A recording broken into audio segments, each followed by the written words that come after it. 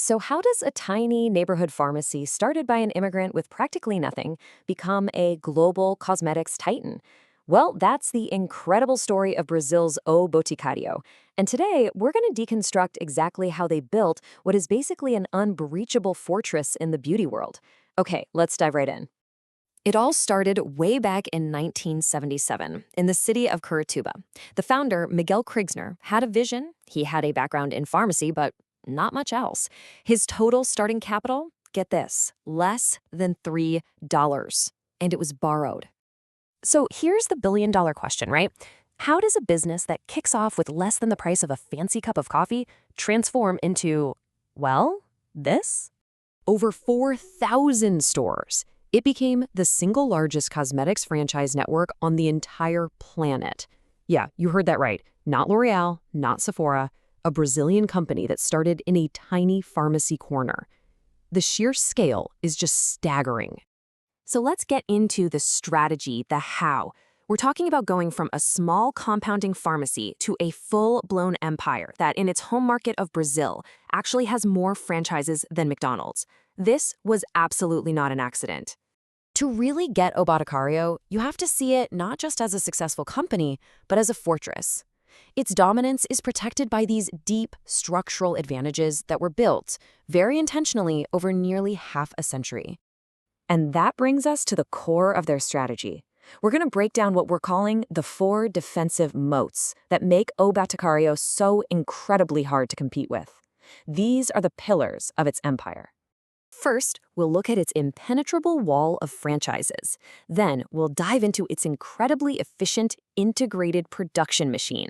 After that, the bold ecosystem it built, which is really based on trust. And finally, the unbreakable brand loyalty that just ties it all together. All right, let's start with the first and most obvious moat, the sheer scale and depth of its franchise network. This is their front line. And believe me, it is formidable. But here's the thing, this network wasn't built overnight, not even close. As you can see, it was a 45-year journey of slow, compounding growth. They opened their very first franchise way back in 1980, somehow survived a catastrophic economic crisis in the 90s, and by 2012, they'd become the biggest franchise in all of Brazil. And this right here brilliantly illustrates the power of that moat. I mean, think about it. For a competitor to even try to replicate this network today, they'd need to pour in capital for at least a decade just to get close to O Boticário's footprint. The cost to even enter the game, it's just prohibitive. Now, let's move on to the second moat, and you'll see how this builds on the first one. Behind that massive retail network is an equally impressive industrial engine, the integrated machine. So, vertical integration is just a fancy way of saying you own the whole process. And for a cosmetics company, this is a massive, massive strategic advantage. Instead of relying on a bunch of other companies, you control your own destiny.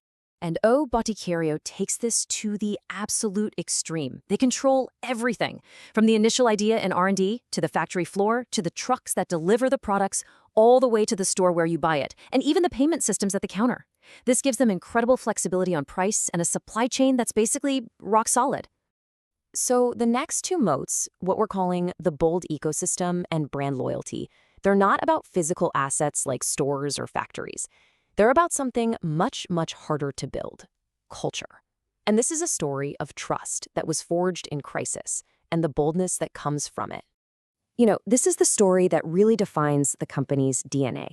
During Brazil's insane hyperinflation crisis in the 1990s, when the economy was in an absolute freefall, the founder Miguel Krigsner didn't hide. He got on the phone. He personally called his suppliers and partners, asking for time and promising to pay. In doing that, he built this huge reservoir of trust, what you could call relationship capital, that held the entire network together. And here's the crucial point. That culture of trust isn't just a nice story they tell. It is the essential glue that makes the whole franchise model work. Franchisees believe in the company, and that authentic relationship is something customers can feel, creating this incredibly deep brand loyalty. That foundation of trust is what allows them to make these really bold moves, like this highly unexpected partnership. On one side, you've got O Boticário, the cosmetics giant, and on the other, Procter & Gamble, a global behemoth known for, of all things, diapers. Get this. O Boticário was so trusted for its operational excellence that P&G literally handed them the reins to create, produce, and distribute the world's very first line of Pampers toiletries. This shows O Boticário isn't just seen as a local competitor anymore, they're seen as a world-class partner that even the biggest global players rely on. Okay, so let's put it all together. When you combine these four powerful moats, you get what we can call the Boticário model. So the key takeaway here is pretty simple. O Boticario's success isn't from one single thing. No silver bullet. It's the powerful, compounding effect of all four of these moats working together. The franchises, the factories, the culture, all of it built on a foundation of trust that took decades to earn. And all of that leaves us with a really fascinating final question to chew on. Is this deeply relational, vertically integrated model a blueprint for building a global giant anywhere? Or is it a unique Brazilian champion, so perfectly adapted to its home turf that it just can't be replicated anywhere else? The answer to that question is going to define the next chapter of this incredible story.